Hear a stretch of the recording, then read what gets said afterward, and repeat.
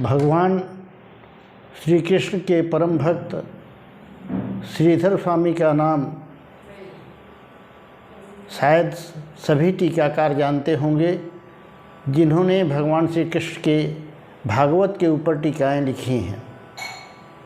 भागवत के टीकाकारों में श्रीधर का नाम सबसे आदरणीय है और सम्माननीय है। उन्होंने जो टीका भगवान श्री कृष्ण के श्रीमद् भागवत के ऊपर लिखी है, उससे सर्वोत्तम और कोई टीका नहीं है और सभी विद्वान उसे जानते हैं। पर इन श्रीधर स्वामी का जीवन बचपन में बड़ा ही उतार चढ़ाव भरा रहा। बचपन में एक अनाथ बालक की तरह भिक्षा मांगते हुए अपना जीवन व्यतीत कर रहे थे।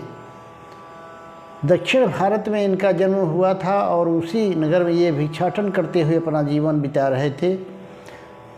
एक बार ये भिक्षाटन करते हुए जा रहे थे तो वहाँ के राजा और मंत्री आपस में बात कर रहे थे कि राजा ने कहा, मंत्री अगर भगवान किसी पर कृपा कर दें तो क्या उसे इतना धनवान और सामर्थ्यवान विद्वान बना सकते हैं कि वह दूसरों को भी मदद कर सके और सर्वोच्च धन की प्राप्त कर सके। मंत्री ने कहा, राजन ये तो बिल्कुल सच बात है। और तभी यह बालक कटोरा में भी मांगते हुए पहुंच गया। राजा ने कहा, आइए पहले हम लोग आजमाते हैं। राजा ने इस बालक को बुलाया और बुला करके कहा, आज से तुम्हें भीख मांगने की कोई ज़रूरत नहीं है। तुम राजमहल में रहो और तुम्हें मंत्र की दीक्षा दिलाई जाएगी। तुम भगवान का भजन करो और यहीं पर पड़े रहो। तब उस बालक के मन में ऐसा लगा कि बचपन में भगवान ने माता पिता छीन लिया था, मैं अनाथ हो गया हूँ। शायद भगवान कृपा करके इस राजा को ही पिता के रूप में मुझे प्रदान किया हो। यह सोचकर वहीं पर रुक गए। समय आने पर राजा ने इन्हें नृसिंह भगवान के मंत्र की दीक्षा दिलवाई और ये बड़े नियम पूर्वक प्रतिदिन भगवान नृसिंह भगवान के मंत्र का जप किया करते थे। बड़े लगन और निष्ठा के साथ जप में लगे रहते थे। एक दिन की बात हुई, भगवान नृसिंह प्रसन्न हुए और प्रसन्न होकर के इनके सिर पर हाथ रख दिया और कहा, आज के बाद तुम्हारा नाम श्रीधर होगा और तुम्हारे अंदर मेरी कृपा से समस्त वेद, वेदांत, उपनिषद, शास्त्र, स्मृति का ज्ञान हो जाएगा। तुम्हें अन्यत्र कहीं पढ़ने की कोई आवश्यकता नहीं होगी। मेरी कृपा से विश्व की जितनी भी ज्ञान की वस्तुएं हैं वह तुम्हारे हृदय में अपने आप प्रकट हो जाएंगी। यह कह करके भगवान नृसिंहदेव अंतर्धान हो गए। इन्हें वरदान मिल गया। बड़े प्रसन्न हुए और राजा से कहा कि राजन, अब मेरा मन संसार में लगता नहीं है और मेरा मन कहता है मैं वृंदावन धाम जाऊं और वहाँ पर अपने इष्ट का चिंतन भजन करूं। पर राजा ने कहा, आप ऐसे कैसे जा सकते हैं? आपको तो बहुत लोगों का कल्याण करना है और आप गृहस्थ जीवन में रह करके लोगों का कल्याण कीजिए, उपदेश दीजिए, ज्ञान दीजिए। अब इस बालक के ऊपर राजा का एहसान था, उनकी बात को काट भी नहीं सकता था। राजा के कहने से इनका विवाह हुआ और उन्हें एक पुत्र रत्न की प्राप्ति हुई और पुत्र के जन्म होते ही पत्नी का देहांत हो गया। इन्होंने मन में विचार किया, एक से चिंता तो छूटी, अब ये बालक है, इसकी सार संभाल कौन करेगा? ये मन में सोच ही रहे थे कि बैठे बैठे इन्होंने देखा कि दीवार के ऊपर एक घोंसला लगा हुआ है। उसमें से एक अंडा गिरा नीचे और फूट गया। उसमें से एक पंछी का बच्चा निकला और इन्हें लगा कि वह भूख से तड़प रहा है। तभी एक कीड़ा उड़ता हुआ आया और अंडे के ऊपर आकर के चिपक गया और उस पक्षी के बच्चे ने उस कीड़े को पकड़ करके अपनी भूख मिटाई। इनके मन में ये विश्वास हो गया कि जब पैदा होते ही इस बच्चे के भोजन की व्यवस्था भगवान ने स्वयं कर दी तो हमें क्यों चिंता करनी है। ऐसा विचार करके ये उस बालक को उस राजा के महल में ही छोड़ करके काशी चले आए। तब तक इनका नाम इतना ज़्यादा बढ़ गया था, यश इतना बढ़ गया था, लोग इन्हें बहुत ज़्यादा आदर सम्मान से पूरे देश में जानते थे कि जहाँ भी जाते इनके स्वागत में लोग दौड़े आते थे। ये काशी चले आए और काशी जब आए तो बहुत सारे लोग इनके से मिलने आए और सबका इन्होंने सम्मान किया। काफ़ी दिनों तक वहाँ रहे। बड़े बड़े विद्वान इनसे समस्या का समाधान पूछने आते, ब्रह्म विद्या पर चर्चा करने आते और विद्यार्थी इनसे भागवत पर चर्चा करने आते, पढ़ने आते, विद्या अध्ययन करने आते। आध्यात्मिक लाभ क्या स्रोत है, क्या है नहीं है, ये जानने के लिए विद्यार्जन के लिए आया करते थे। एक दिन की बात हुई कि माधव नाम का एक लड़का इनके पास आया। अब इनकी धीरे धीरे उम्र बढ़ रही थी, वृद्धावस्था आ गई थी। तो हम माधव नाम का लड़का आकर के इनसे कहा, मुझे शिष्य बना लीजिए, मैं आपके यहाँ विद्या अध्ययन करूँगा और आपकी सेवा करूँगा। इन्होंने स्वीकार कर लिया। मन में सोचा, नाम माधव होने के नाते चूँकि ये बिंदु माधव श्री कृष्ण के भक्त थे तो मन में विचार किया कि शायद भगवान ही कृपा करके आए हों, इसका नाम भी तो मोहन है। उन्होंने शिष्य के रूप में रख लिया। अब वह शिष्य इनके यहाँ विद्याध्ययन करने लगा, इनकी सेवा करने लगा। सारी सेवाएं करता था, उठाना बैठाना, भोजन कराना, नित्य क्रिया कराना, इनके लिए जल भर के ले आना। तो इस तरह से काफ़ी दिन तक काम चलता रहा। एक दिन की बात हुई कि उस मोहन ने कहा कि गुरुदेव, मेरे घर से मेरे पिताजी का समाचार आया है कि उनकी तबीयत खराब है और मैं पिताजी की सेवा करने के लिए अपने घर जाना चाहता हूँ। तो ये संत थे, इन्होंने मन में विचार किया कि अगर यह नहीं जाएगा तो इनके पिता की सेवा कौन करेगा। मेरा तो क्या है, मैं संत हूँ, किसी भी तरह बीत जाएगा। इन्होंने आज्ञा दे दी। वह बालक चला गया। दूसरे दिन जब ये सो रहे थे तो उस समय भगवान श्री कृष्ण बिंदु माधव उसी माधव बालक का रूप बना करके आए और इनका पैर दबाने लगे।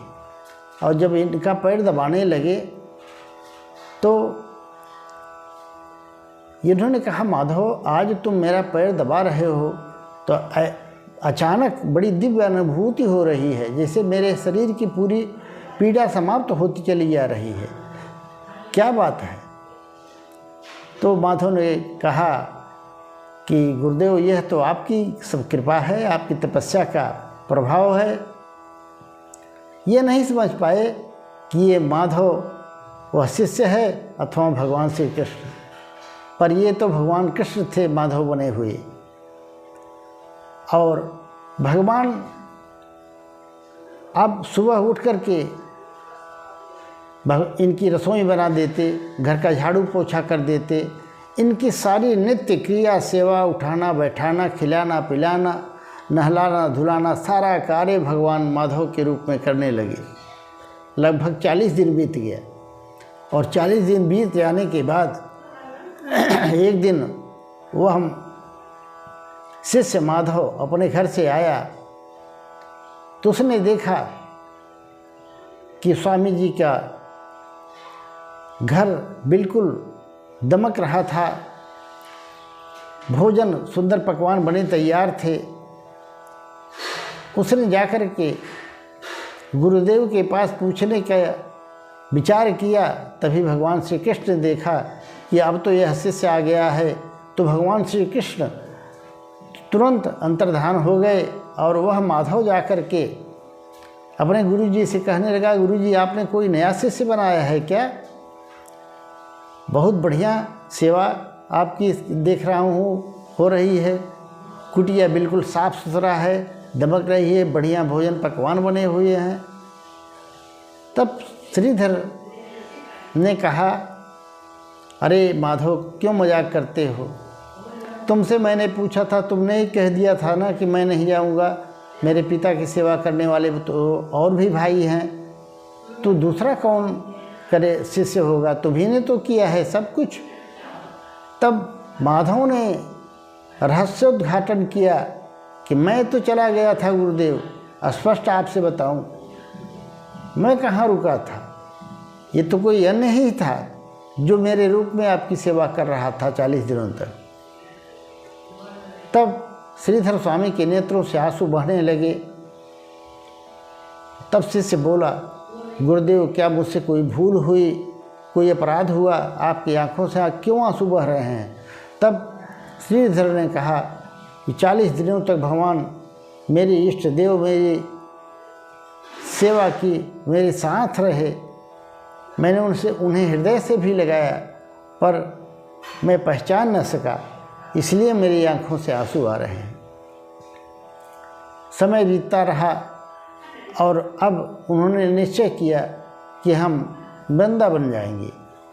और जब वृंदावन श्रीधर स्वामी पधारे, वहाँ लोगों को पता चला कि श्रीधर स्वामी आए हैं, तो बहुत सारे लोग, हजारों की संख्या में लोग इनसे मिलने चले आए, दर्शन के लिए चले आए। और इनकी एक आदत थी कि जो भी इनसे मिलने आता उसे प्रसाद अवश्य खिलाते थे। इतने सारे लोगों को देखा तो इनके मन में भी चिंता हुई कि इतने सारे लोगों का भोजन भंडारा कैसे होगा। मन में विचार करके ये यमुना स्नान करने के लिए चले गए। तभी भगवान अपने कुछ साथियों को लिए हुए गोपाल का वेश बना करके सुंदर भोजन के पदार्थों को लेकर के आए और जहाँ ये रुके हुए थे उन सभी शिष्यों से कहा, तुम्हारे गुरुदेव कहाँ हैं? उन्होंने कहा, वो तो यमुना स्नान करने गए हैं। तो उन्होंने सारा भोजन का पदार्थ दिया और कहा कि तुम्हारे गुरुदेव आएँ तो उनसे स्पष्ट कह देना कि मैंने उनके सारे भोजन भंडार की व्यवस्था कर दी है, और चिंता न करें, चिंता ही करना था तो घर क्यों छोड़ा। यहाँ वृंदावन में आने के बाद यहाँ पर सबकी संतों की सेवा सहायता का भोजन भंडार की व्यवस्था मैं स्वयं करता हूँ। ये वृंदावन धाम है, यहाँ आने के बाद भोजन भंडार की चिंता नहीं करना चाहिए। ये समाचार अपने गुरुदेव को अवश्य कहना। कह करके चले गए। तो थोड़ी देर में जब श्रीधर स्वामी आए तो देखा तो कुटिया में ढेर सारा भोजन की सामग्री और अन्य सामान भरा पड़ा था। इन्होंने शिष्यों से पूछा तो शिष्यों ने सारी दास्तान बताई कि एक परम सुंदर गोपाल अपने साथियों के साथ यह सारा भोजन भंडार सामग्री लेकर के आया था। उसने एक बात भी कहा था कि अगर भोजन की ही चिंता करनी थी तो फिर घर क्यों छोड़ा, और घर छोड़ा वृंदावन आए तो यहाँ ये कृष्ण का धाम है, यहाँ कोई भी भोजन भंडार के लिए चिंता न करे, उसकी व्यवस्था भगवान स्वयं करते हैं। तभी अचानक हंसने लगे। इन्होंने लोगों से बताया कि वह और कोई नहीं, मेरे भगवान बिंदु माधव थे, श्री कृष्ण थे। लोगों को बड़ा आश्चर्य लगा। तब से उनका भंडार कभी भी नहीं कम हुआ, जो भी व्यक्ति आता उससे भोजन अवश्य पवाते। इन्होंने एक बहुत ही सुंदर टीका लिखी थी श्रीमद् भागवत के ऊपर। भगवान श्री कृष्ण के भागवत पर जो टीका इन्होंने लिखी थी उस पर विवाद पैदा हो गया। अन्य विद्वानों ने भी टीकाएँ लिखी थी। सभी ये कहा करते थे इनकी मनगढ़ंत टीका है, इनसे अच्छी तो मेरी टीका है। कोई कहता है इनसे अच्छी तो मेरी टीका है। तो लोगों ने कहा इसका निर्णय कैसे हो। सबने निश्चय किया कि सबकी टीकाओं को बेणी माधव के मंदिर में रख करके मंदिर को बंद कर दिया जाए, और सुबह जिसकी टीका को भगवान अपने हृदय से लगा ले करके रखेंगे, वही टीका मान्य होगी और सर्वोत्तम होगी, सर्वोपरि होगी। इस प्रकार से सब ने अपनी अपनी टीकाएँ, और श्रीधर की टीका को भी बिंदु माधव के मंदिर में बंद कर दिया गया। सुबह जब ताला खुला तो जाकर के सब देखते हैं तो भगवान श्रीधर की टीका को अपने हृदय से लगाए हुए खड़े हैं। सबको बड़ा आश्चर्य हुआ, और जो पुजारी थे वो चाह रहे थे कि जाकर के टीका को भगवान के वक्षस्थल से हटा लाऊं, पर वो टीका छूट नहीं रही थी। तब श्रीधर स्वामी स्वयं गए, भगवान के चरणों में बैठ करके प्रार्थना करने लगे, निवेदन करने लगे कि प्रभु आपने कृपा करके मुझे ज्ञान दिया, और आपकी ही कृपा से मैंने ये टीका लिखी। आज इसको हृदय से लगा करके आपने मेरा बहुत मान बढ़ाया है, और अब आप कृपा करके मुझ पर इस टीका को प्रदान कर कृपा कीजिए ताकि सबका मोह भंग हो। तब भगवान वो प्रार्थना कर ही रहे थे तो भगवान धीरे से उस टीका को इनकी गोद में डाल दिया।